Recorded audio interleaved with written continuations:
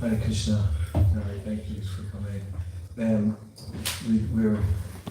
Thank you for leading. We've changed the times a bit because of the restaurant. We're staying open today on Sunday, which wasn't happening before. So we're starting the talks at 4 o'clock instead of 3 o'clock. Today will probably be a little earlier because I think the restaurant's already nearly sold out.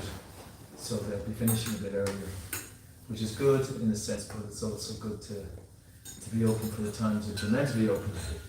But in the future we'll be starting at 4, the lecture at 4:30, and then Aarti at 5:30, and then Prasadam around 6 or 6:50. Okay, so we'll chant Jaya Radha Madhava. Hare Krishna.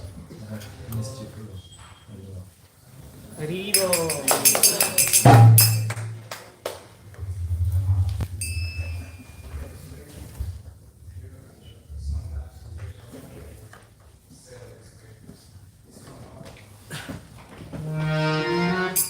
Good day. It's fixed again.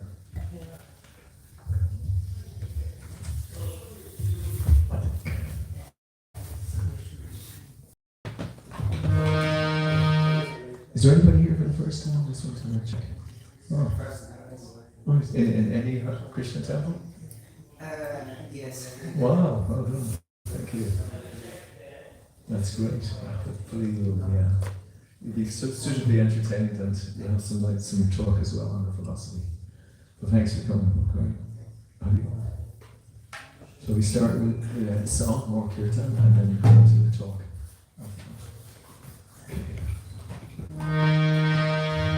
Jaya Radha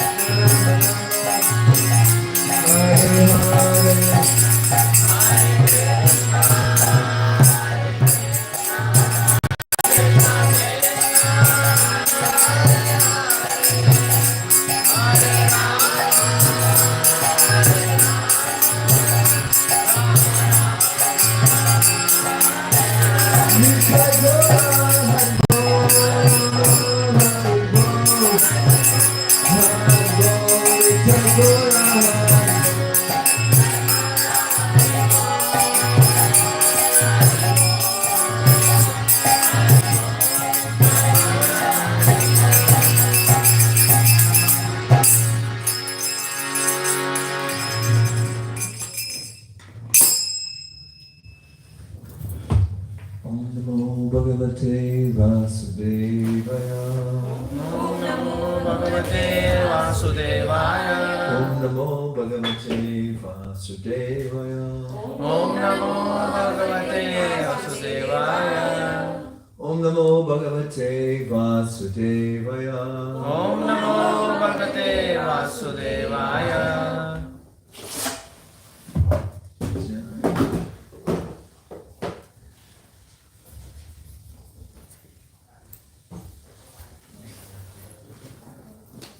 Get a bottle of water there as well. Not that one, it's a little one.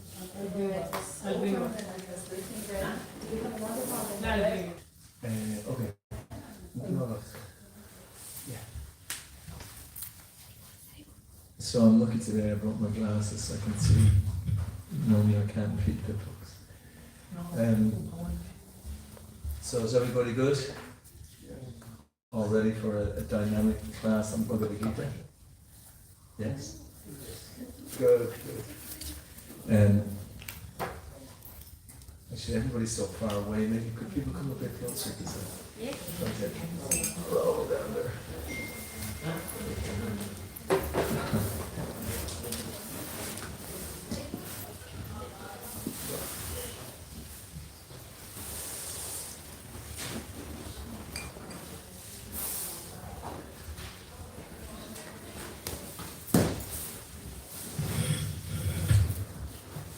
So we're going to talk about yoga.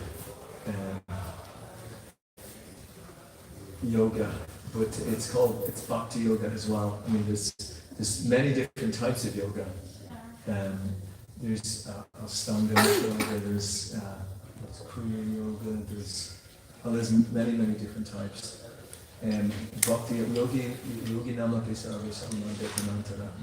It's in 647. It's at the end of this chapter that I'm going to talk about. It explains that of all the yogis, he who is completely devoted and renders service unto me, he is the highest yogi of all. And the reason that it speaks about that is because that is Bhakti yoga. I know for myself, I used to try to do a lot of these different yoga moves and stuff like that. And it was very good, actually. It helped me actually come to listening to Bhagavad Gita and come to talks on Bhagavad Gita. It was very helpful. But then I became a bit lazy, unfortunately. And I didn't have the patience to do all the different yoga postures, you know. And I often kind of felt, well, you know, that's just that was, you know, I should have been able to do that. And I don't think there's any harm in doing it. I think it's quite good. But one time Prabhupada was asked about it, and he said that it's not required. You know, he had appreciated it. He thought it was useful, but it's not required when it comes to Bhakti Yoga. But so I'm not sending out a kind of a dual message there, but I'm saying that it can be useful, it can be good, and that's what Prabhupada said as well. But it's Bhakti Yoga means that it is. I don't want to just say it's the highest but it's the most effective. Bhakti Yoga is the most effective because it's the yoga of devotion. So when it comes to yoga, can anyone tell me what is a very important aspect of yoga? There's one element that's very important in yoga. Can anyone tell me what that element is? Determination. Determination's good, yes. Chanting. Yes. What is it? Chanting. Chanting, that's always good.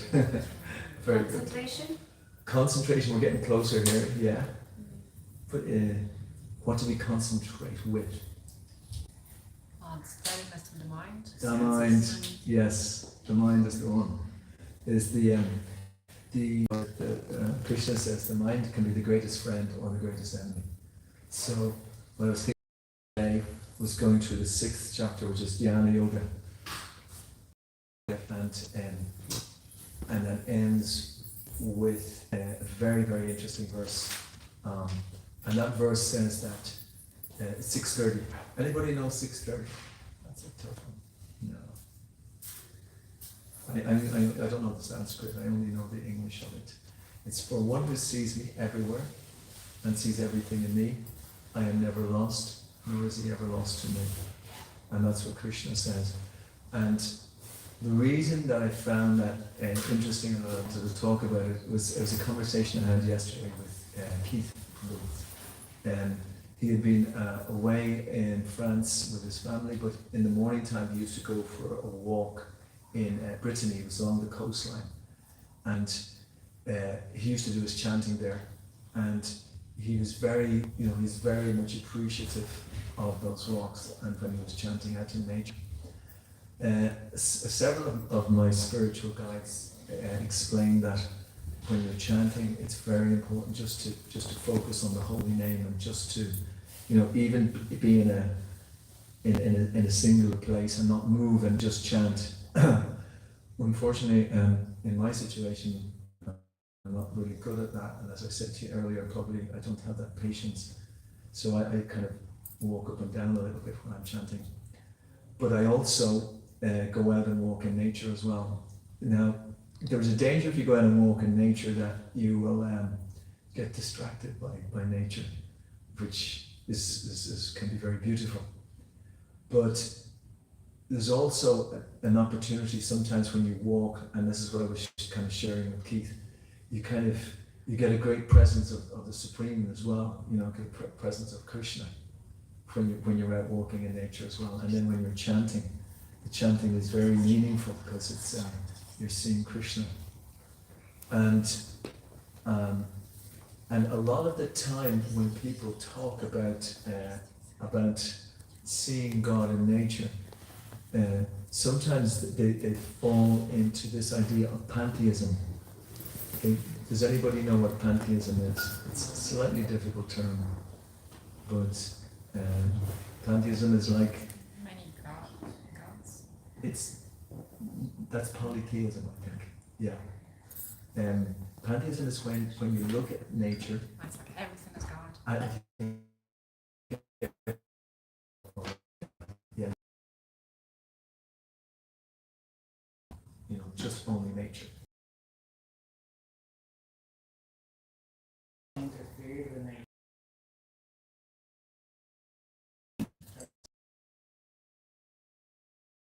Yeah. That when you're in nature, it's not being disturbed by mankind, kind of thing. So it's in its real essence. So you're actually getting in contact with nature. Yeah. Yeah, that's a very good point. Is another reason. But there's also an understanding which I'm not going to get into here because it's called the universal form. It's in chapter 11 of Bhagavad Gita. It's quite I understand it to a certain degree, but not to the degree that I'd be able to really talk about it with any authority, even though I've read it on many occasions.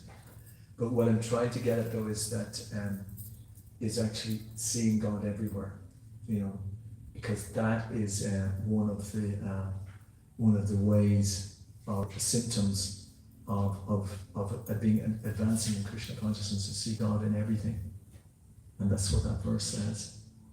So I'm starting at a pretty high level because that's the sixth. How do you see God everywhere? Do you actually see form of? Is it Krishna playing the flute? Are you going to see Krishna everywhere, or is it just an expansion? Are you only seeing Krishna? It is quite a kind of a complex way to get that vision and to understand it. And I'm not trying to promote that I have got that vision or anything like that. Here's Keith. Hare Krishna, Keith.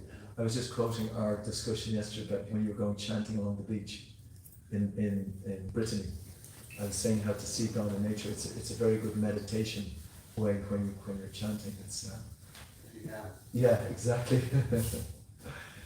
But it's so important though, because consciousness is that remember Krishna and never forget Krishna.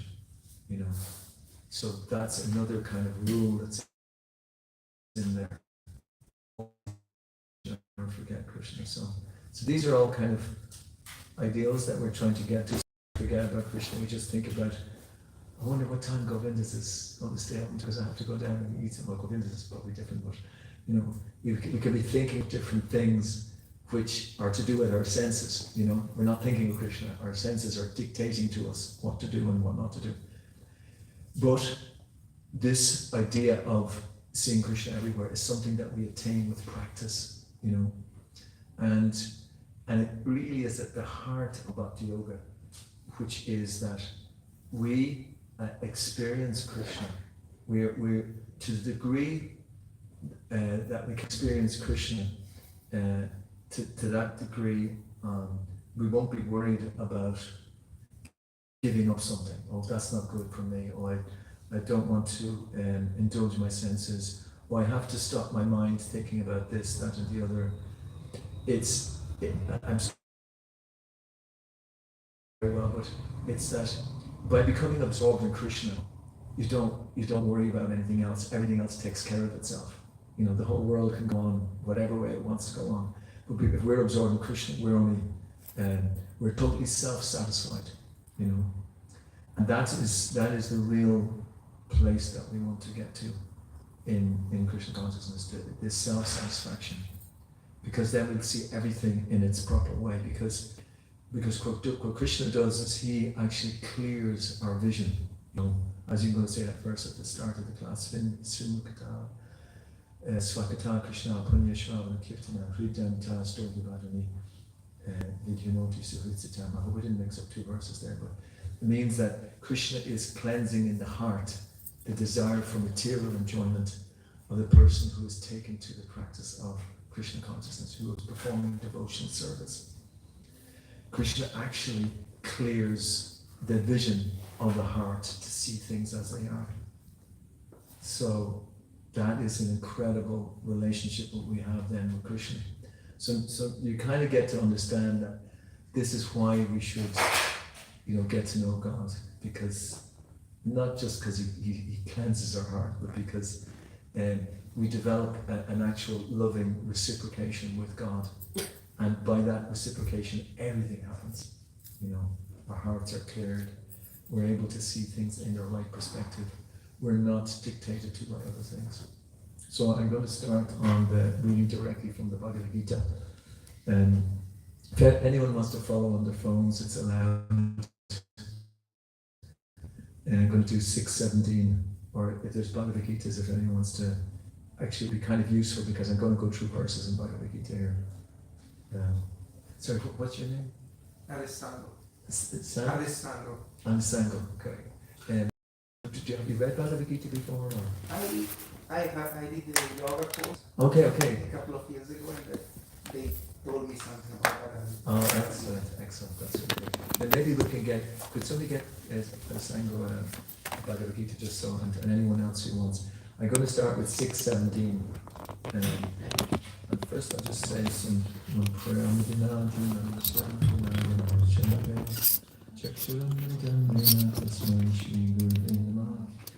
I was born in the darkness of ignorance, and my spiritual knowledge opened my eyes with the torchlight of knowledge. I offer my respectful obeisances unto you. So I'm going to start with 6:16. I'm just going to read the translations.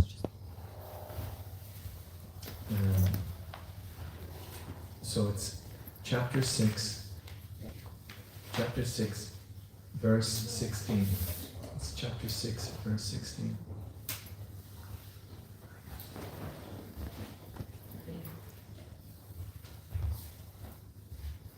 The reason I want to speak about this is because of this whole idea of the mind. We want to fine-tune the mind. And here we go.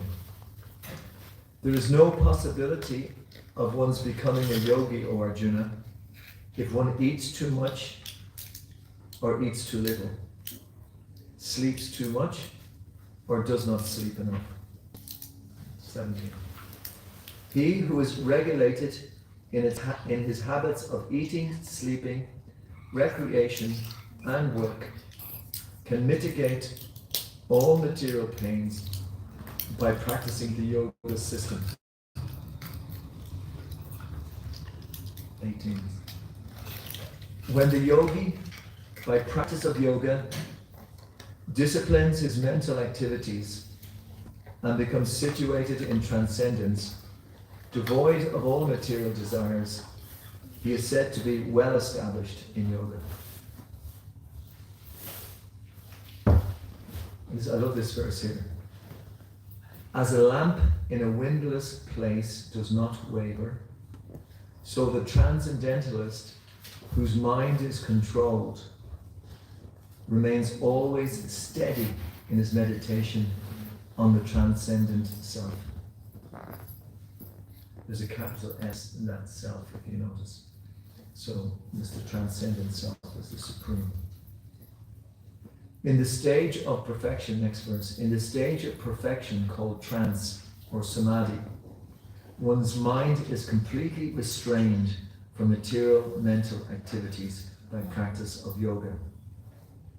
This perfection is characterized by one's ability to see the self, again as a capital S, by the pure mind, and to relish and rejoice in the self. In that joyous state, one is situated in boundless, transcendental happiness, realized through transcendental senses.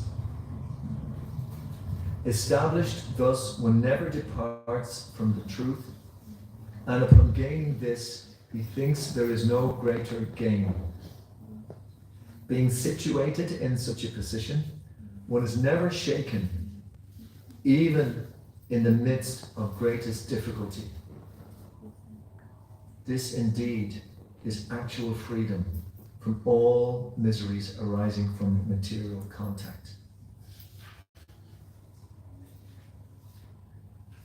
So we'll just take a break there.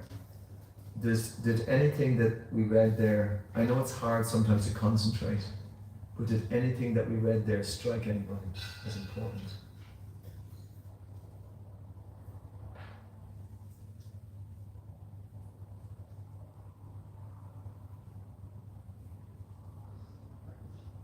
Yeah, Kerry. So to achieve all this, we need to have a regulation. Regulation, yes, that's right. That's at the very start. That's why I started with that verse, because I was going to start a little bit later. But I started with those two verses because it talked about regulation. Yeah. Like we have to continue doing the thing regularly and at the same time. Yeah. We have to schedule like that. Yes. And that is very good for the mind. The mind really, it kind of controls the mind. By regulation controls the mind. because there's so many things to get distracted by. But if that regulation is there, it's just something to keep your mind in check. Yeah, that's And good. discipline. And discipline, yes. Yeah. Discipline is really good. I was just thinking that sometimes we think that our own happiness and peace comes from within, like depending on where we are and what's the circumstances we are in. Yeah. Our minds then is peaceful and calm, but it's saying actually it's vice like the other way around. If Yeah. the mind is peaceful, it doesn't matter where you are and what's the surrounding you. It's you'll Okay, be yes, peaceful yes. Yeah. anyway, like Yeah. in any circumstance. Yeah, because there's so many things, and that's a very good point actually from it, that by being situated in such a position, one is never shaken, even in the greatest difficulty. Yeah, that was something else which really, really got me as well. Yeah, because I mean that's a real sign of being situated in yoga in that sense, and that the mind is controlled. Because there's many difficulties that we will be going through, and that is the real benefit of practicing Bhakti Yoga. Because you will see those difficulties, you will be affected even by those difficulties, but you will still keep on coming back to that state of peace, that inner peace of meditating on the transcendent self, which is meditating on Krishna. And that's coming back to the kind of the theme in that sense in the class, that for one who sees me everywhere and sees everything in me, I am never lost, nor is he ever lost to me. And yeah, this yeah. Sorry, Matt, that means that even in darkness, like obviously, Yeah. even in the darkness to see God, like I guess. Yeah. That's Especially in the darkness. That's the Yeah. ultimate hits. Yeah. Yeah. And that reminds me, there was quite a few people here have been to Inishrath, and sometimes in the winter time, it's completely dark, and if you don't have a torch and you try to walk down to the boathouse or something, you start thinking, you start seeing things, even things that are not there, and your fears start coming up. Oh my God, what's happening? It's someone moved there. It's kind of just when you mentioned in the dark. I know you meant that kind of metaphorically in the dark, where we don't know where we are, but even the actual dark of this material world sometimes can affect one as well. But yeah, I mean, and another interesting thing is kind of like phobias. Does anyone here have any phobias? Of course. Yeah, I know one of my phobias is heights. I just when I was younger, but more recently, yeah, I was staying. I went to America a couple of times, and I went to, and I was on the 35th floor, and that's the 35th floor. Maybe it's not so much, but I was with my son was with me, and I couldn't stay next to the window. I had to move the bed, everything back, because I just kind of looked out. What's happening? So I was actually at that time I was thinking, what is this? What's Krishna consciousness? Why are you afraid of something like this? What is this phobia? So it was an interesting experiment for me. And so when I went over the next time, again, which was only a few weeks ago, I was on some other 18th floor or whatever. So and I asked to move this to a lower floor. So I wasn't too hung up about it basically, because these are things that are sometimes travel with us for whatever reason, whatever. Just an past life. Yeah, it could be You said something. you didn't have Yes. fear in your childhood, so past Yes. life. Yeah. So that's another example of sometimes we have to tolerate. We have to tolerate ourselves even, sometimes we may not be able to always hit the right mark all the time, so even some of the time. And this is very important as well when we're thinking of other people, because one of the biggest dangers in spiritual life is is to think oneself better than somebody else. You know, it's actually like a massive disease in spiritual life, even for people who take the spiritual life. You know, they somehow or other they can be judgmental. They can see this fault in somebody else and not see the fault in themselves. You know, whereas even seeing the fault in the other person is actually fault in oneself. And there's so many subtle laws that go on in that. When you see the fault in somebody else, you attract that to yourself. You take on that fault. This was explained to us by one wonderful devotee back in the 1980s, Bhakti who came to Ireland, and he gave this. It was like a tonic, you know, because we'd never thought about it before. Because devotees, the tendency anyway, is to, yeah, he did this and she did that, and why did that happen? And you know, there was a tendency there. There was no correction. But when we actually started to listen to that and see how those laws work, you know, that you're actually taking on another person's bad qualities that you're seeing in that person.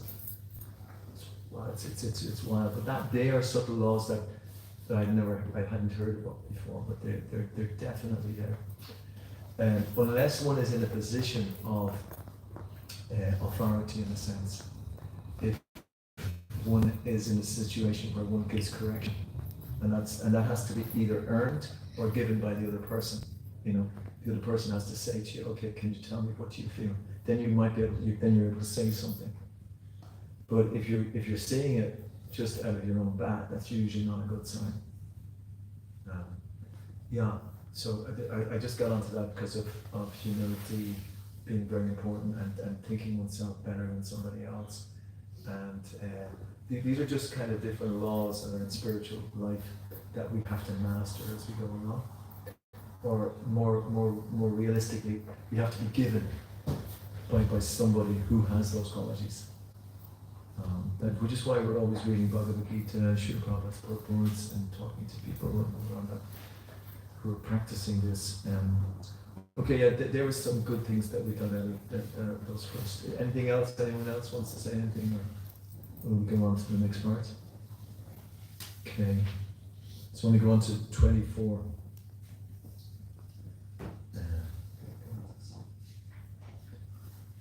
One should engage oneself in the practice of yoga with determination and faith, and not be deviated from the path. One should abandon without exception all material desires born of mental speculation, and thus control all the senses on all sides by the mind. So there's those things. Utsaha nischaya daryat tat karma pravartanat. These are the things that Rupa Goswami would say are the most important. So the first one is given there, and you mentioned earlier, is what's needed? Determination and faith. You know, faith isn't like some sort of thing that we kind of make up. You know, I'm gonna have faith. You know, kind of strangle myself into having, you know, this kind of faith. That's anyway. It's not real. It's something that you make up yourself. No, faith is like a very powerful part of the soul. You know, it's the soul really, that's part of what the soul is, because it's that relation with the Supreme Soul. That's our natural position. You know, the soul and the Supreme. We get our existence in relation to the Supreme. So determination, faith, and then also patience. Patience is another thing that's there. And these are the things which are favorable for devotional life. Determination, faith, and patience. So it says that one should abandon without exception all material desires born of mental speculation and control the senses on all sides by the mind. So we can see how the mind is very important, isn't it? So mental speculation, one should abandon without exception all material desires born of mental speculation. Okay, so easy question. So what does mental speculation come from? Yeah. It comes from material desires born of mental speculation. Yeah. So the material desires, they actually come from mental speculation. Does anybody know what mental speculation is? Yeah, but it's a certain type of thinking though. Thinking is good in itself. Assumptions, yes, making assumptions not based on facts and things like that. Yeah, very much so. What else? Concoction. What is it? Concoction. Concoction, yes, exactly. Material thinking. Making up things. Material thinking. Material thinking, exactly, yeah. That's very true. Yeah, material thinking, she's got it in one, and that's material, what's that? Conditional thinking, exactly. Yeah, that's another. These are just great ways of expressing this. It's often referred to as a disease of the mind. You know. Desires are good, except material desires. Yeah, material desire. Material desires, yeah. Because desiring is our natural position. We're desiring things. Why is that our natural position? Desiring things. Since we live in this material world. Not exactly, but you could try. Comparing yourself to other? No, and I'm talking about desires. Why are desires important? Because we have Krishna's oneness free will, so that using that naturally we can survive. Yeah, because we're persons. Because Krishna has desires like that, you know. And so that's it. That's why we have desire, you know. And that desire in relation to Krishna is very, very important, because that is our relation with Krishna. Desire. We actually desire Krishna. That we love Krishna. That's the word. That's who we are. You know, we are who we are in relation to Krishna. And Krishna has desires, so we have desires. So we're to fulfill Krishna's desires. Yeah, That's the way. that's even more. Okay. That's even more desire, more advanced. Yeah. Just not again, just like on material desires. Yeah. Material desires bad if they're healthy. I mean, you know, to have food, shelter, etc. All these certain things that are, you know, have needs met. Because they're Yeah. material desires, but Yeah. I would say that they're healthy. You know? Yeah. So there's two things there. One is that the desires, our desire is there, but the second thing is that I'm getting a little challenged here actually. The desires are there, but obviously it's material desires. Like, yeah, it's said about regulation. That was the start of the talk here. That the desires, they have to be regulated. Those material desires have to be regulated. You know, if we're eating, eat Krishna Prasadam, for instance. You know, if we're sleeping, we don't oversleep. You know, we get up early, we chant, we do all those types of things, and that is really helpful. So in that sense, probably at the start when we came, we talked about dovetailing our desires with the supreme desire. You know, dovetailing with Krishna's desires. You know, but you brought up a point there. Our desiring should be to desire in such a way as to desire only Krishna. Yeah, that says in the 4th chapter. It's all about that. You know, that's actually our full desires. That's what desires are about. But it's pleasing Krishna. That's how our desire should be. But as Aishani said there, it's like material desires.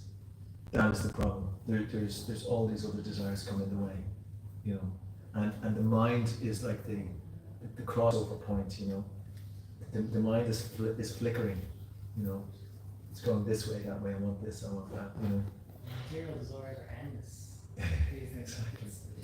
So that's the bad part, that material desires are endless. But the good part is that is only reflecting the endlessness of our spiritual desires. And our spiritual desires are ever increasing. That's the nature of the spiritual world. You know, that the whole idea of ever being there is not a bad idea in itself. It is when it is in relation to material things. But the spiritual world is full of endless desires where everything is fulfilled without us even asking for it. That's in the spiritual world. You know. Here, if we want something, I want to be a millionaire. You know, I want to own that building across the road. Okay, go for it. You know, you know. Anyway, what's my bank balance? It's not very good. I don't think I can buy that. You know, the material desires are constantly frustrated, and that's the nature of this place, to frustrate you all.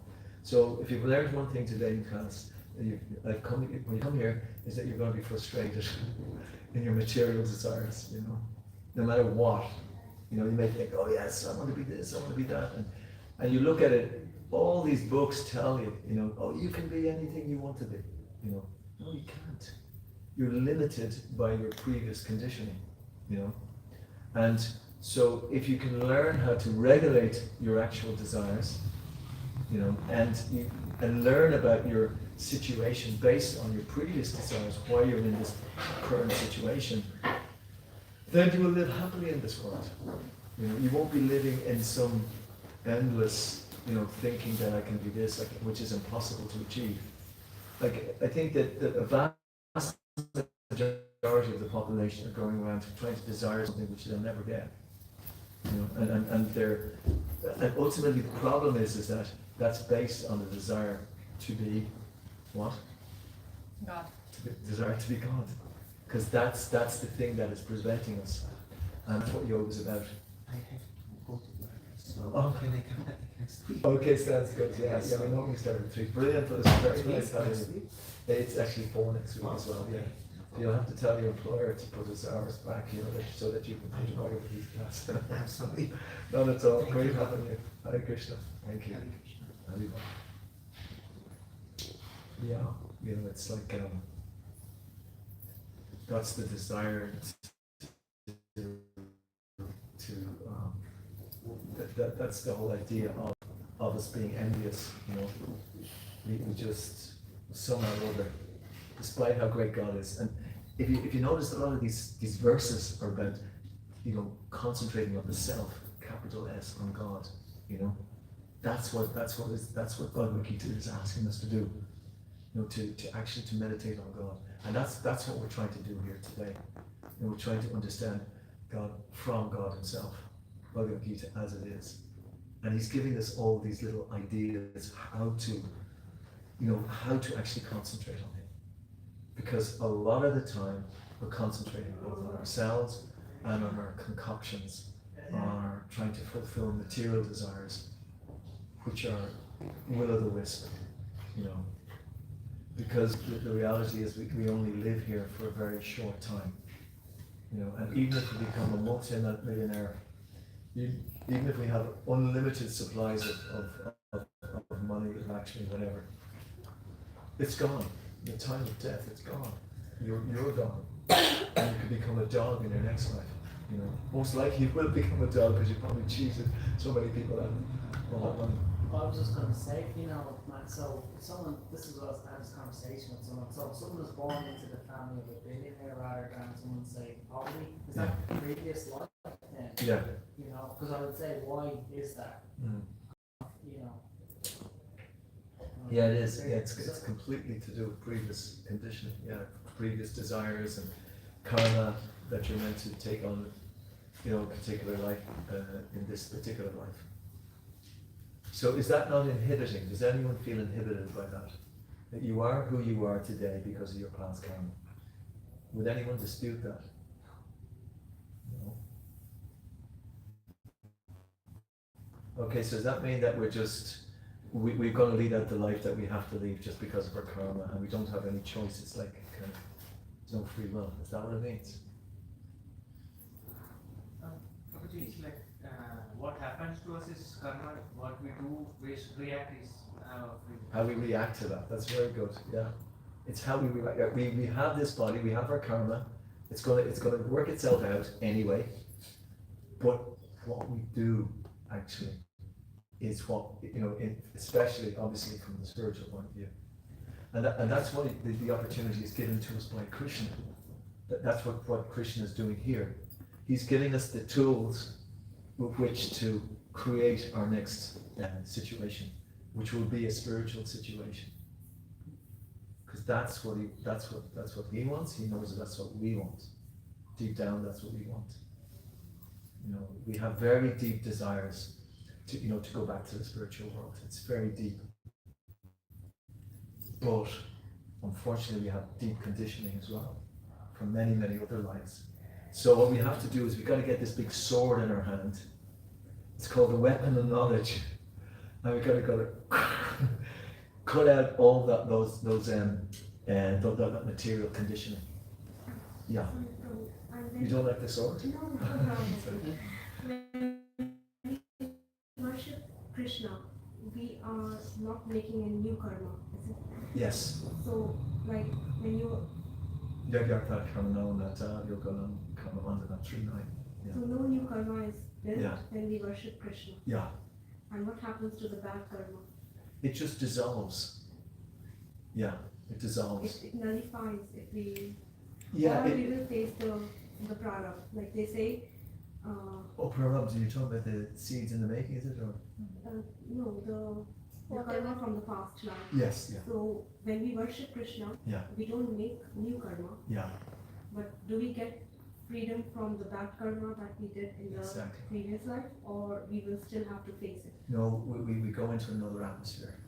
We go into another atmosphere. Yeah. We may not go straight away, so we still may suffer a little bit from that, But ultimately, when we take the Bhakti Yoga, we're absolutely on another plane.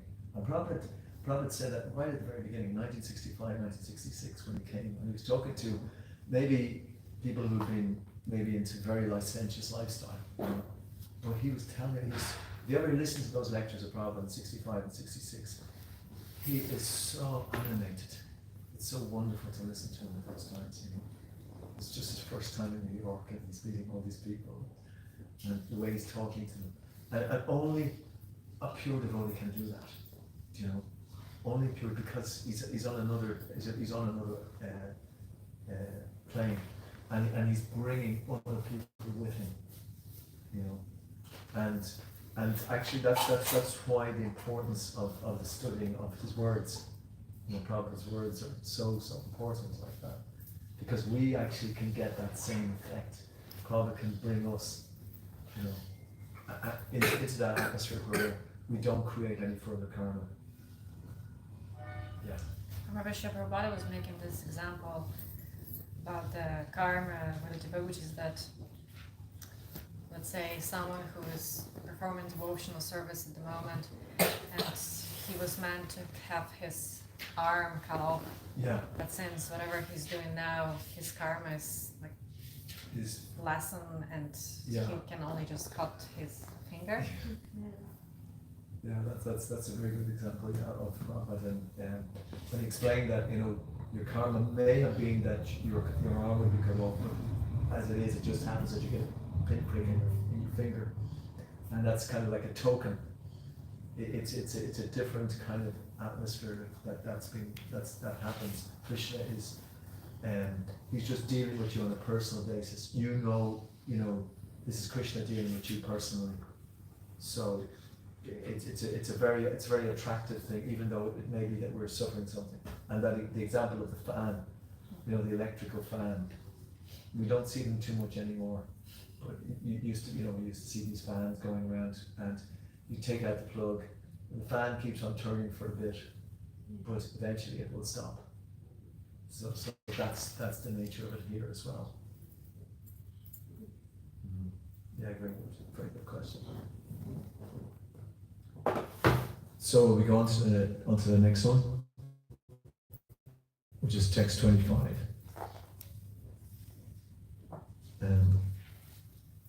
Gradually, step by step, one should become situated in trance by means of intelligence, sustained by full conviction. And thus the mind should be fixed on the self alone and should think of nothing else. From wherever the mind wanders due to its flickering and unsteady nature, one must certainly withdraw it and bring it back under the control of the self. That's another capital S. The yogi whose mind is fixed on me verily attains the highest perfection of. He is beyond the mode of passion. He realizes his qualitative identity with the Supreme, and thus he is freed from all reactions to past deeds. Thus the self-controlled yogi, constantly engaged in yoga practice, becomes free from all material contamination and achieves the highest stage of perfect happiness in transcendental loving service to the Lord. Any comments on any of those verses? Yeah. Okay. It says in 26, when one wanders due to swiftly running step. So that means that when you're not behaving in a correct way, or you're not looking at Krishna or doing something in Krishna consciousness, Yeah. you should bring it back. Yeah. You should recognize that you're taking on Krishna consciousness. Yeah. Yeah, all those things, exactly.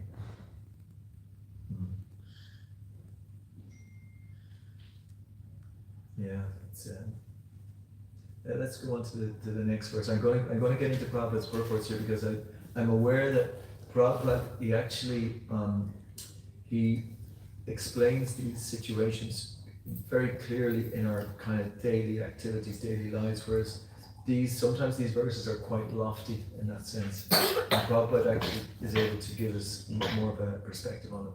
So I think I'll do that with text 29. A true yogi observes me in all beings, and also sees every being in me. Indeed, the self-realized person sees me, the same Supreme Lord, everywhere. So here we go.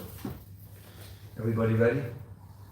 I know not everybody is not reading with me, so it's a little hard to concentrate, but I'll do my best, okay? So, okay? A Krishna conscious yogi is the perfect seer because he sees Krishna, the Supreme, situated in everyone's heart as Supersoul. Okay, who could do that? See Krishna in everyone's heart as the Supersoul.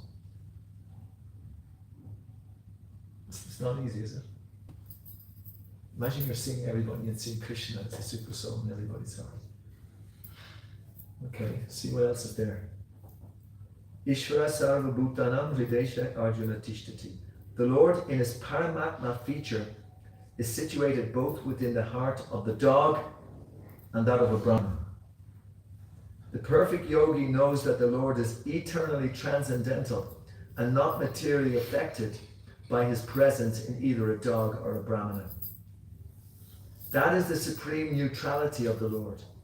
The individual soul is also situated in the individual heart, but he is not present in all hearts. That is the distinction between the individual soul and the super soul. One who is not factually in the practice of yoga cannot see so clearly. A Krishna conscious person can see Krishna in the heart of both the believer and the non-believer. In the Smriti, this is confirmed as follows. Attat vachcha vachcha atmapi hi paramo hari.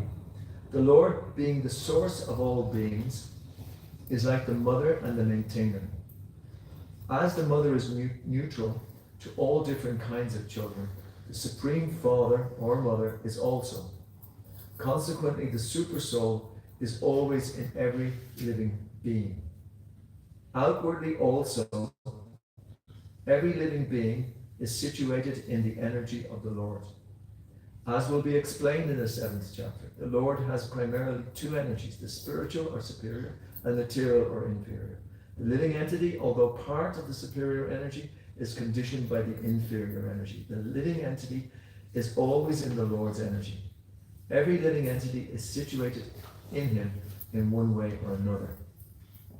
The yogi sees equally because he sees that all living entities, although in different situations according to the results of fruit of work, in all circumstances remain the servants of God.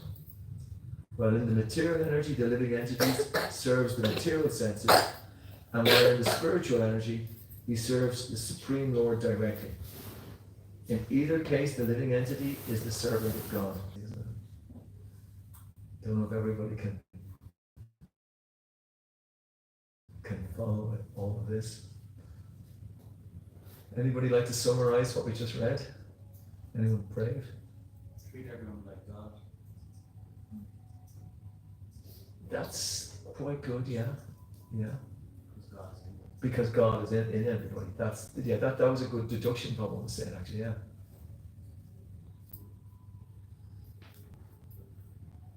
I thought it was very interesting the way Prabhupada says the difference between a dog and a Brahman.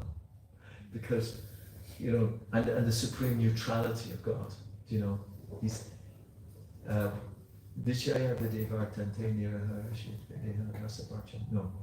518 is, does anyone know what 518 is? Sunicheva Sva. Vidya Vinay Sampanya Yes. Brahmani Kavihastini Sunicheva Suvakita Palita Samadarshana. So now listen, yes.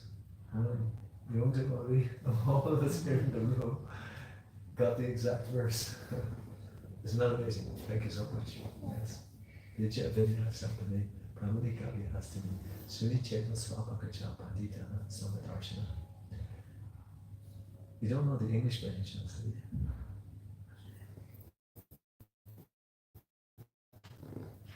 Do you know?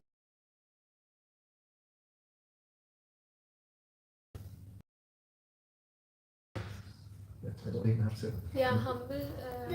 Humble sages who see the equal vision, knowing the all sisters like a dog, a elephant, a cow, a elephant, a dog, and a dog eater, outcast. Yes. Very good. The humble sages, by virtue of true knowledge, see with equal vision a learned and gentle Brahmin, a cow, an elephant, a dog, and a dog eater.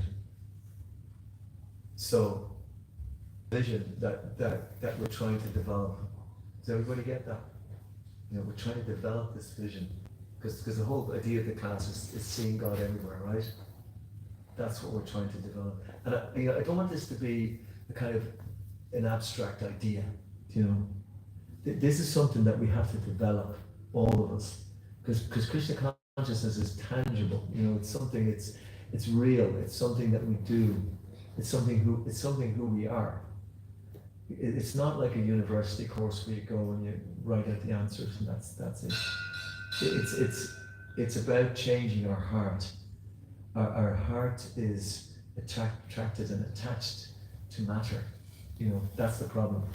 We're not seeing Krishna everywhere because we're seeing, I want this, I want that, I want this, I want the other. That's what's blocking that. But this experience of seeing God everywhere is actually explained here by Krishna to be a state of heightened awareness, and it's also explained as a state of the highest bliss. You know, it is actually a very blissful situation, blissful state. So it's actually connection or communion with God. And God is beyond this matter. You know, he's just beyond this. He's in two different energies, as I explained here. But it's the superior energy which we are part of. So we're just becoming attracted again to the spiritual energy, and that's where we want to be. Any comments? Any questions? Anyone wants to add anything before we go to the? No. Okay. We go to the main verse of the day. From one who sees me everywhere and sees everything in me, I never lost, nor is he ever lost to me. Do you know that verse? No, I don't know either. Yo mam pashyati sarvatra sarvam jama ipashyati tasyam na pranashyami sachame na pranashyati. Somebody knew it? Okay. For one who sees me everywhere and sees everything in me, I am never lost, nor is he ever lost to me. Hands up who wants to be lost to Krishna. Does anyone here want to be lost to Krishna? No. we want to be with Krishna. So this is how to do Krishna all the time. And Krishna is our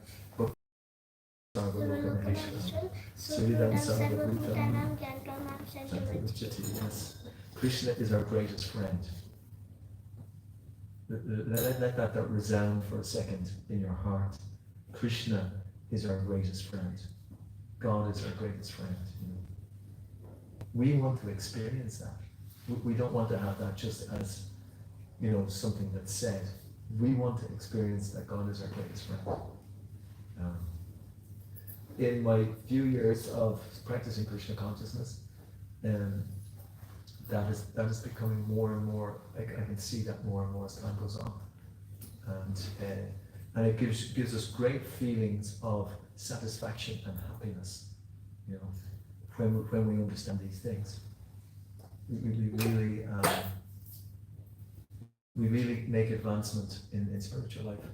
And we had a protest yesterday outside the GPO. We were supporting the Bangladeshi community, and which was very good, and we enjoyed it immensely. But the thing being that this is the most important thing to bring peace anywhere on this planet, is for devotees to become aware of God in their hearts. So I'm saying that today because I'm trying to, so that everybody here today could make that as a vow to become a devotee, to become a pure devotee, because we're all coming from different karmas, right? We're all coming from different situations. We all have so many things that are wrong with us, you could say, from our previous. But what we have really right with us is we're all going in this direction, and we're actually trying to put ourselves in that situation as being a servant of God, and that is the greatest thing that we can do for this planet, because everything else flows on from that. Could anyone say to me why everything else becomes proper once we start to see God everywhere and to act in relation to God? Why does everything become good when that happens? We become non-violent. Yeah, that's one of the things that happens, exactly. Non-violent. Things are clear in our mind. Yeah, that's good. Get clear. We I could use the word Hidami Buddhi Yoga Twan. Krishna will give us the intelligence to do that. He will, because then it's Krishna's will that's happening, and it's happening through us. We're actually somehow or other got ourselves in the situation that Krishna's acting through us, and that's the situation of the greatest bliss. It's the place where we will experience the highest thing. And it got me thinking of another verse as well.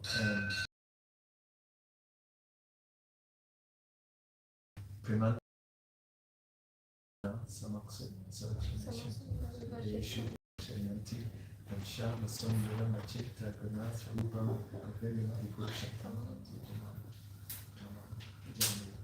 which means that we see everything with the salve of Krishna.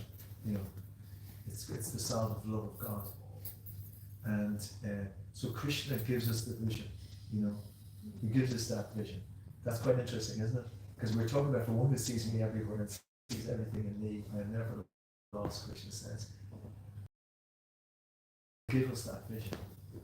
He's actually giving us that vision to see him everywhere. We're completely dependent on God to give us, to see these things. So, as I said, that's the greatest gift for all of us here. I mean, we can put all our stuff in the green bin and the brown bin and the black bin or whatever and recycle properly and everything. And okay, there's some value. But the real value to the world and to make the world different is for us to actually become self-realized. That should be the goal of our life. I was listening to a lecture by Prabhupada this morning, and he was saying that most of us are spending most of our time trying to make a living. You know, our time is spent, and many hours, everyone can relate to this, many hours in the office, then we have to do extra overtime, and then our wife has to work as well because the mortgage is higher than we thought, and you know, we spend a lot of our time just in this whole maintenance. But Prabhupada says, do not worry about maintenance, you know, like Prabhupada. This is all being looked after. Krishna is looking after, and like, boy, you know, if you had the faith to surrender like that to Krishna, if you had that faith. But that's the position, that's what Prabhupada wants of us, you know. He actually wants us to live that type of a life. Now, we can't do that overnight. Like, it's not something that we can do, but we can gradually hear this and then start to really hear what Prabhupada wants. You know, really hear what he talks about the peace formula, you know, Bhakti, you know, that Krishna is the supreme friend, he's the controller, and he also, what are the three things that Krishna is? He's the proprietor. Yes. He is the spiritual man. He's the man from Vaikuntha. Oh yeah, he certainly is. He made Vaikuntha. Yeah, but he's the proprietor of everything. You know, in that sense, we're going up weird. That's another one of the diseases. That's another thing which we're always kind of trying to copy Krishna in. Because we're part of Krishna, we've got some of Krishna's, you know, aspects, you know, and that way we're trying to be proprietor as well. But Krishna is the supreme proprietor. He's the supreme friend. And so if we can get ourselves into that kind of meditation, because it's like, this isn't a kind of an ABC kind of situation in the class. It's an experiential thing that we all have to experience and we all have to develop. And the whole yoga thing is to try to help us do that through regulation, through you know, speaking among ourselves, through hearing from the spiritual authorities, and what they say, and then by being thoroughly honest to our friends and inquiring confidentially. These are really, really important things, because that will help us not be a fake person. You know, it's one of the major aspects of Kali Yuga. It's the age of quarrel and hypocrisy. And believe me, or believe yourself, we don't have to worry about anybody else's hypocrisy. You just have to worry about what's going on inside. and again, get that sort of knowledge and yeah. I want to go onto the purport what Prabhupada speaks about here in right. A person in Krishna consciousness certainly sees Lord Krishna everywhere, and he sees everything in Krishna. Such a person may appear to see all the separate manifestations of the material nature, but at each and every instance he is conscious of Krishna, knowing that everything is a manifestation of Krishna's energy. Nothing can exist without Krishna, and Krishna is the Lord of everything. This is the basic principle of Krishna consciousness.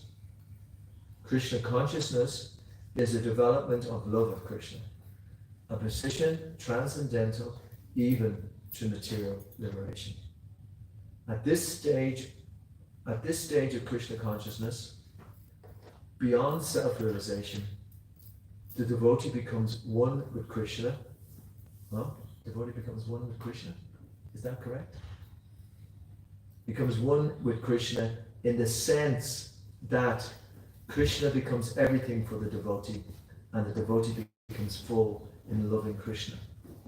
An intimate relationship between the Lord and the devotee then exists.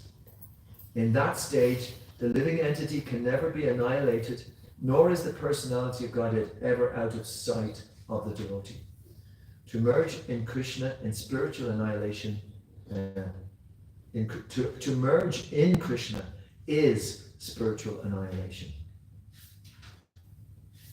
A devotee takes no such risk. So what are the two things that are talked about there? To becoming one with Krishna. Yeah.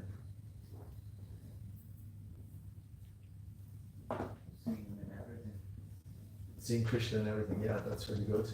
Yeah. And chanting. Chanting. Yes, that's also very good. But there's two different things that are mentioned there.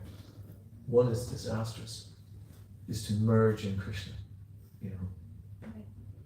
And believe it or not, many people make that mistake in philosophical. Yeah, really do. I mean, it's like it's a really widespread disease actually. That people merge, and that means they lose their identity, so they lose their desiring. You know. So just keep it in mind anyway. To merge means what's said here is that an intimate relationship. This I forget about that. I just want to get back to an intimate relationship between the Lord and the devotee then exists. So we need to get to that position. You know, we really need to get there. That we have an intimate relationship with Krishna. Do you know? We really need to get that love going. That's the love. That's the real love. Because it's there. Every one of us has it deep down in us. You know, it's there. And if we can express that love, bring that love to the universal stage, then we are actually affecting a major change in the world's direction. That is what Prabhupada wanted, all of us. He didn't want to just come and give a philosophy and just say that's it. That's why I liked, you know, a certain side of me doesn't want to get involved in politics, and I'm not saying that was politics yesterday, but anyway. But that's what I liked actually in that sense, our contribution in our chanting to that protest yesterday. But we can do this on many levels, many different stages, you know, where we can introduce Krishna consciousness. But the main stage is there in ourselves, when we can develop that love of Krishna, because then we can bring that to the stage in the world. I'm going to go over time here. I'm going to finish off this, and then I'm going to read the qualities of a devotee. Is that okay? Does everybody like to be a devotee? Isn't it? So it's good to know what a devotee looks like. You know, sometimes people say, "What does that look like?" You know? So I'm going to say that in a minute. But I'll just finish off the purport from a wonderful Acharya.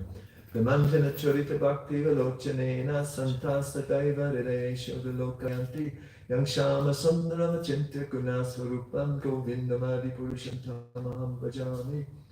I worship the primeval Lord Govinda, who is always seen by the devotee, whose eyes are anointed with the cloak of love. He is seen in his eternal form of Shamasundara, within the heart of the devotee. At this stage, Lord Krishna never disappears from the sight of the devotee, nor does the devotee ever lose sight of the Lord. In the case of a yogi who sees the Lord as Paramatma within the heart, the same applies. Such a yogi turns into a pure devotee and cannot bear to live for a moment without seeing the Lord within himself. So, Srila Prabhupada ki jai. This is the magnificence of Srila Prabhupada, is that he's speaking something which is very which is very true to the person who starts in Krishna consciousness. But what he's just spoken there was the highest philosophy that's on this planet at the same time, in a simple sentence. No one before or since has been able to do something with such great effect. So I want to read out this verse from the 5th chapter, or 5th canto of the Bhagavatam. And first of all, I'm going to read verse 9, just the English. And I put this in the talk this week, and this is Prahlad Maharaj saying, and try to listen here. This is a wish, a good wish for everybody. May there be good fortune throughout the universe, and may all envious persons be pacified. May all living entities become calm by practicing Bhakti Yoga. For by accepting devotional service, they will think of each other's welfare. Therefore, let us all engage in the service of the Supreme Transcendence, Lord Sri Krishna, and always remain absorbed in thought of Him. So when there is a consciousness that we should be thinking of. By accepting devotional service, they will think of each other's welfare. You know, it's not the I, me, mine world. I want everything for me. My mind is thinking, I want this, I want that, I want this, I want that. Even in spiritual organizations that can happen.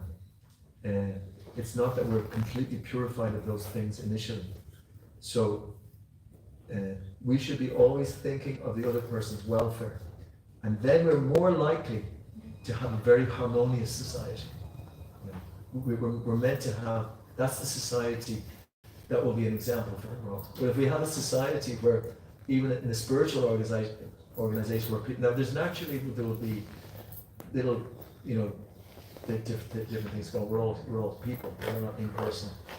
But in reality, it should be that it is an example for the world, of, an example of a society that people can actually, take part in and want to take part in.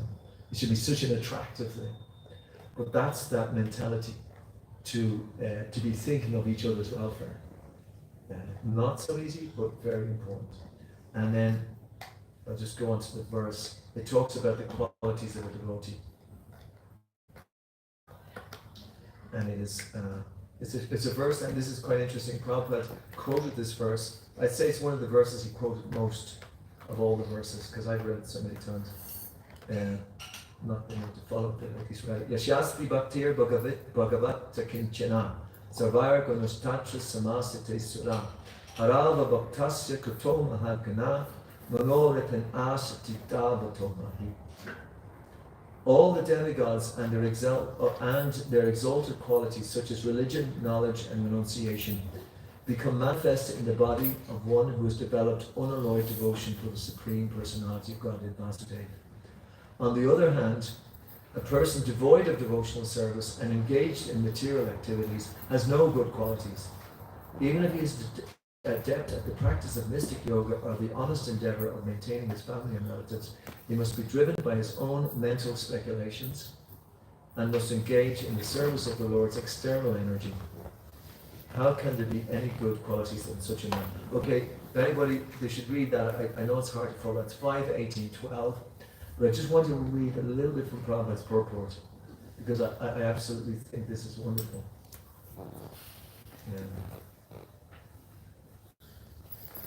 I know there's not so much time, so I just want to read from the second paragraph, because Prabhupada here talks about the Namacharya. Does anybody know who the Namacharya is? Haridas Thakur Ki Jai. And what is he famous for?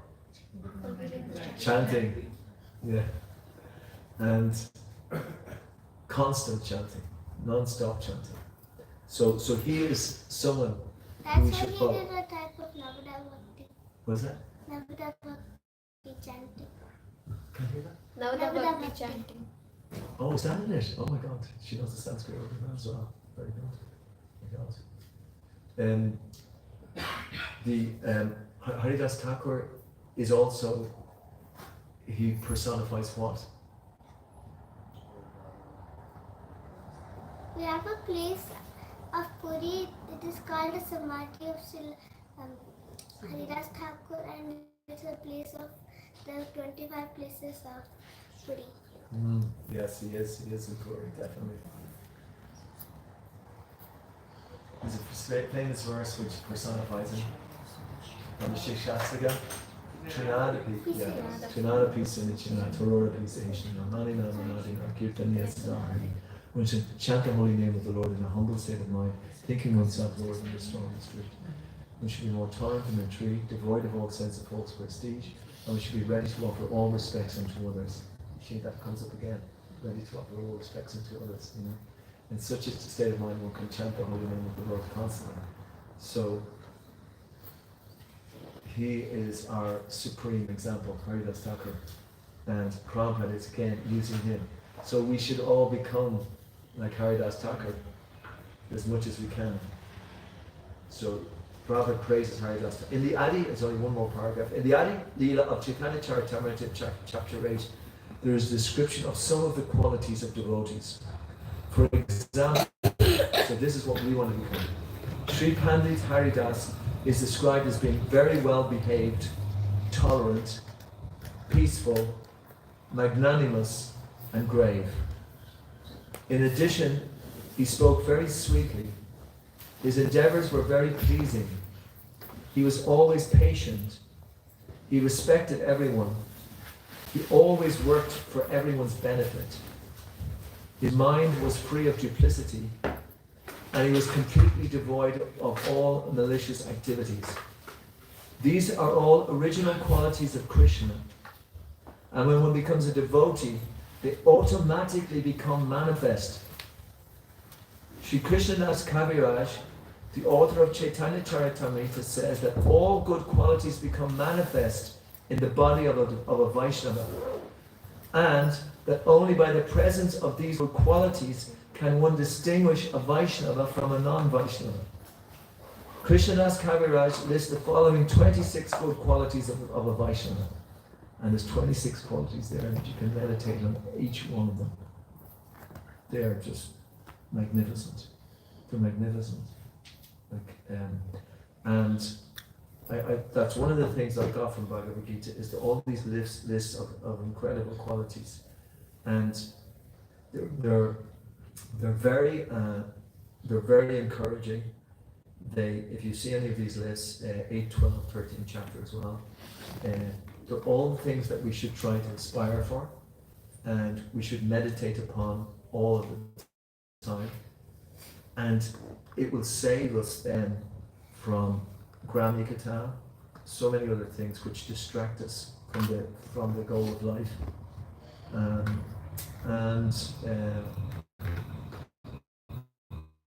Hopefully then we can all that's needed, so that we can make some real difference in the world. You know, because we shouldn't aim for anything less. Prabhupada never aimed for anything less. He wanted his devotees to be exemplars, influential. But you can't influence anybody unless you can influence yourself. So that's what the whole 6th chapter was about, the mind. Is there any question anyone to ask her? Okay, I've stolen everybody's time there, way more than you were expecting. But hopefully we're able to concentrate and take something out. But yeah, all of these things are there for us to because you get to see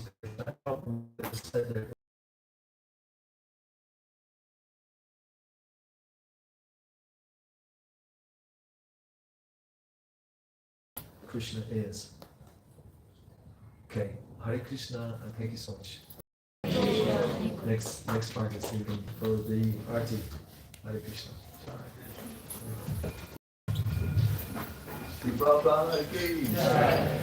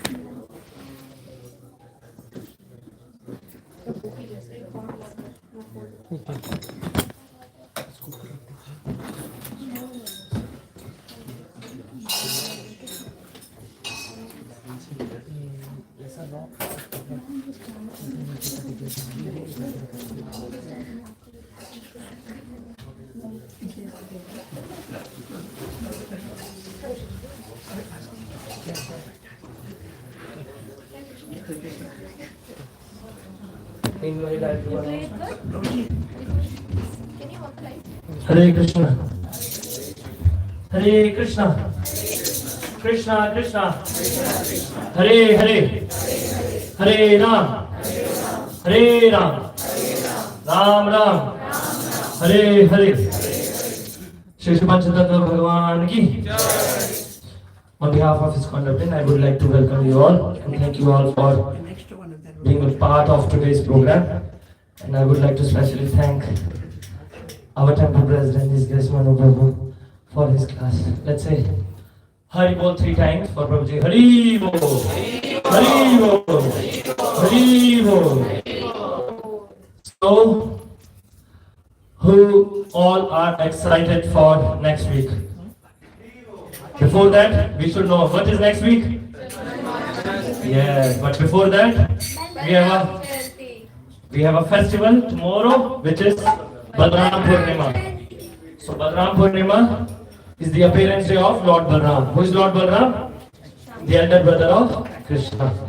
So everyone is invited for tomorrow's program, which is in evening after 6 p.m. So we will be having Kirtan, Aarti, Katha, Prasad and lot of fun. So, but next week, next Monday, we are celebrating Sri Krishna Janmashtami Mahamahotsav. Sri Krishna Janmashtami Mahamahotsav ki. So I think we are almost 40 people are here. So how many of you have already booked the ticket for Janmashtami? Okay. Now how many of you didn't book yet? I tried, but it was sold. Okay, now you can try now. It's not sold. I paid 3 euros, maybe. no, more than that. Okay, no problem. So now we have opened 200 more tickets, which is free of cost for devotees who are coming here for Sunday program. So you all can book, just scan the QR code and get the tickets because we have limited seats there.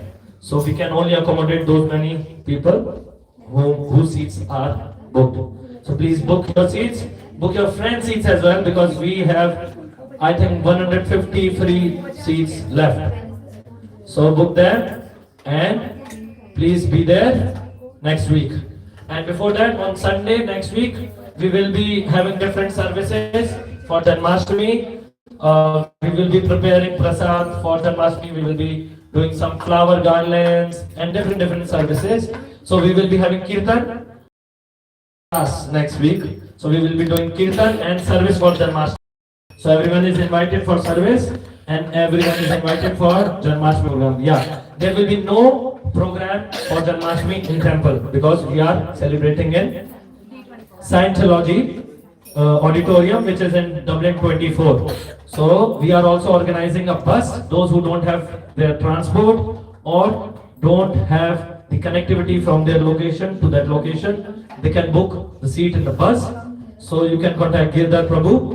The bus will leave from temple and it will drop after the program in the temple. So because from city center, most of the place have connectivity whole night. That's why we are organizing a bus. Last year as well we organized like that. So this is there as well. So please book your seats and tickets. Also we have ample of sponsorship opportunities. If you want to do Abhishek, Gopalji's Abhishek on your own, you can sponsor the Abhishek. It's a small service, small donation. So donation is actually we are conducting that program and it is having some budget of around 5,000 or maybe 5,500 euro budget. So all the money is being raised by devotees like you all. So if you want to support in terms of prasad, Abhishek, flower garlands for Krishna or any other service for Krishna and devotees, you can contact us. Please be generous for Janmashtami because it's very special day for Krishna. So it's an opportunity to get the huge discount in blessings from Krishna. If you want more blessings, just spread the word with your friends. If you bring one person, you will get double blessing. If you bring 2 person, you will get triple blessing. If you bring 5 person, you will get 5 times blessings from Krishna. Because Krishna says, the most favorite person for me is the one who preach to other devotees, who brings other living entities to me. So Krishna likes that. So we have to bring all other people for getting the blessings. They will also get blessing and you will get blessings more and more. Hare Krishna. So now we will do Aarti first and then next part. Hare Krishna. Okay, you sing it? You sing it?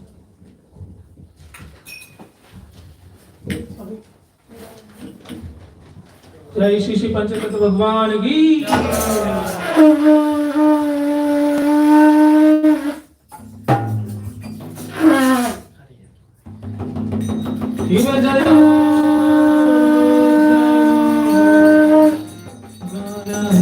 Thank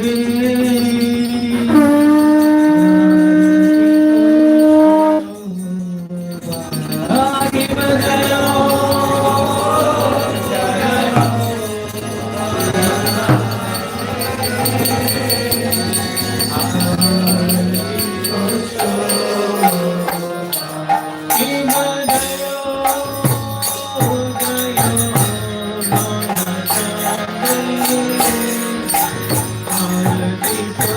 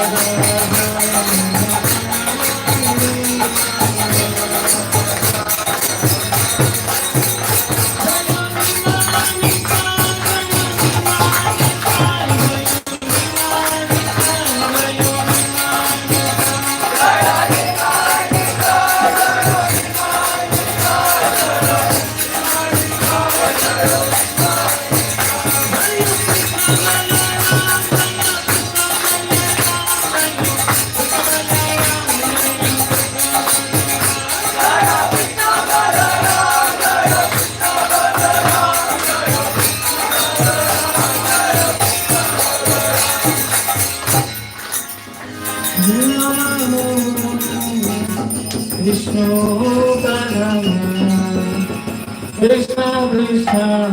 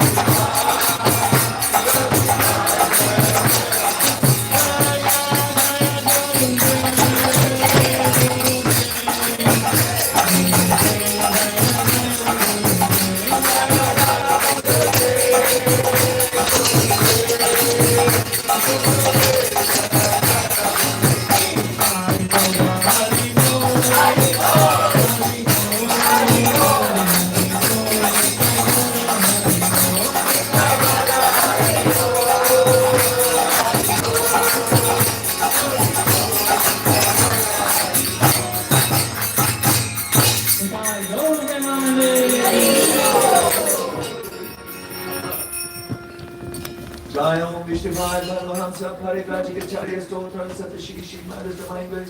A.C. Bhaktivedanta Swami Srila Prabhupada Ki ISKCON Founder Acharya Srila Prabhupada Ki Ananta Koda Vaishnava Vrinda Ki Namacharya Srila Haridas Thakur Ki Ramzigaho Shri Krishna Chaitanya Prabhu Nityananda Shri Advaita Gadadhar Shri Vasadi Gaura Bhaktivinoda Ki Shri Shri Radha Krishna Gopi Gopinath Shama Kund Radha Kund Giri Govardhan Ki Namandam Ki Mayapur Dham Ki Jagannath Puri Dham Ki Jamuna Mai Ki Ganga Mai Ki Tulsi Devi Ki Bhakti Devi Ki Samaveta Bhaktivinoda Ki Harinam Sankirtan Yogya Ki Vihat Madanga Transcendental Book Distribution Ki ISKCON Ireland K. Gaur Premanande. All glories to the assembled devotees. All glories to the assembled devotees. All glories to the assembled devotees. All glories to Shri Shri Guru and Gauranga.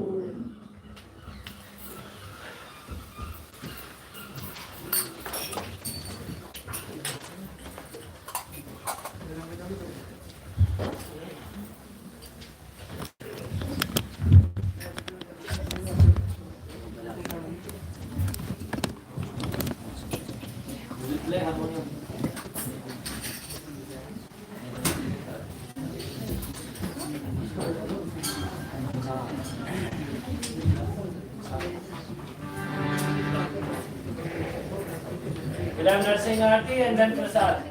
So we can sit for nursing aarti and then we go to prasad. Hare Krishna, those who are leaving, they can wait for 10 minutes. We have prasad for everybody. Free dinner for everybody.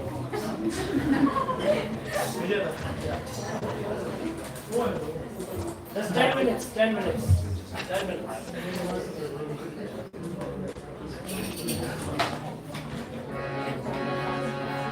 Let us go to बताओ कैसा हुआ है बताओ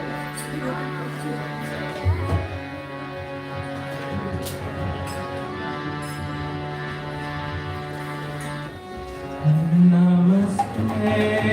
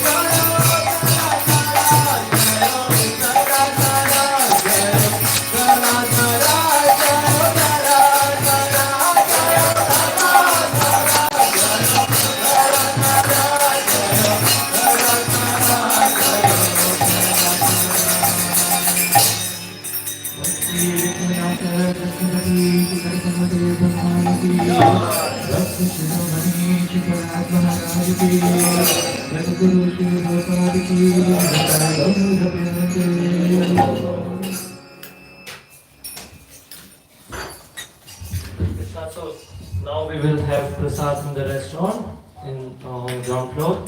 Those who were not there before, I'll announce again.